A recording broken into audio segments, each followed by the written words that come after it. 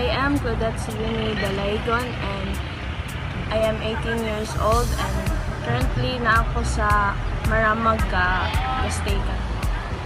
So, unsay tawag sa imong craft? Ang tawag sa akong craft is crochet.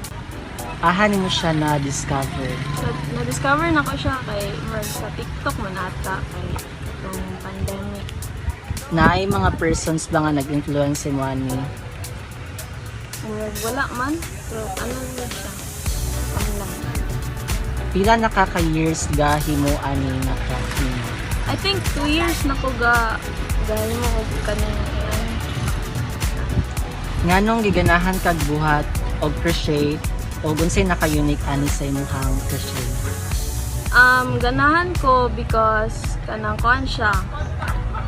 Maka-relax bitaw siya, like gaway ang stress ba kay mawala siya bitaw nga kanang ma-relax ang imong lawas, and unique siya in a way nga kanang kuan bitaw kanang step by step siya ba, like dili siya pwede nga ilargo nimo siya nga ma-craft na siya diretso. Dapat kay kanang naa siya pattern and dapat accurate ang pattern nimo para mabuo ang kanang isa ka thing nga gusto nimo.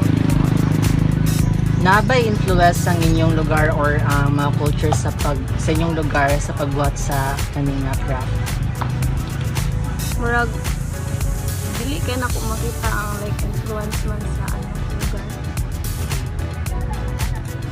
Unsa ang imong mga challenges sa imong business nga sa pagbuhat aning crochet? Kuan lang, time management kay kanang if maghimo mo kag ingani kay need yun siya og kanang taas-taas bitaw nga time para kanang tsada ang result sa imong himuon. So, maingon ba nimo nga like balance ra imong pag-school o pag-kuan at man pud sa imong business? Yes. Okay. So, when ka naka-decide ka, pwede nimo imabaligya imong crochet nga buhat? Katong kuan mo gusto na nag-my day ko ba sa first nako nga gihimo nga flower, and naay nag-chat sa ako nga if pwede ba daw siya magpalit. Then mo din to nga naka-decide ko nga kanang pwede man day siya kanang mahimo nga business. So mo to nga murag dito ko nag-start nga murag nana po dayon nag-chat nga malit. Mga first customers? Ang first na ako customers is kanang kabarangay naman namo. Dayon mo din to nga nag-chat siya sa ako magpalit daw siya. And mo din Naba kay target na customers or kinsa imong mga target na customers? Mga target nga customers is katong mga people nga ganahan bitaw o kanang art, kanang maka-appreciate sila o kanang art ba, and kanang ma-appreciate po nila ang effort sa artist. Kani sa imong business, unsay imong naipundar or naka-earn baka og money then?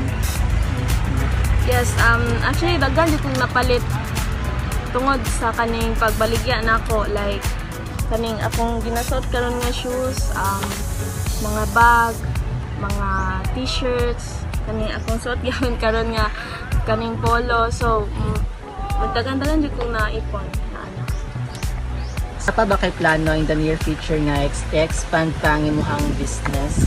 I think yes, kay kanang kuan man good siya, kanang tsada siya ba, and I think daghan pud og matabangan if mag-expand pa ang business. So, yun sa imong mga plans sa future sa imong business? If siguro kanang hopefully makahuman og eskwela, probably kuan yun ako siya, ipadayon din ako siya kay kanang naalam gud ang opportunity sa kanang atubangan. So need na lang jud siya i-push gamay para ma-expand pa siya. Thank you.